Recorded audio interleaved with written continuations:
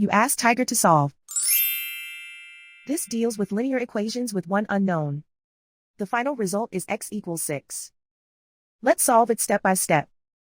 Group all k terms on the left side of the equation. Subtract x from both sides. Group like terms. Simplify the arithmetic. Group like terms. Simplify the arithmetic. Group all constants on the right side of the equation. Subtract 7 from both sides. Simplify the arithmetic.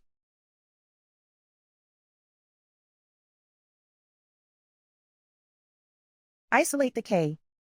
Divide both sides by 2. Simplify the fraction.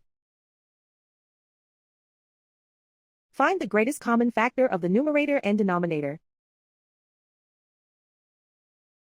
Factor out and cancel the greatest common factor. And so the final result is x equals 6.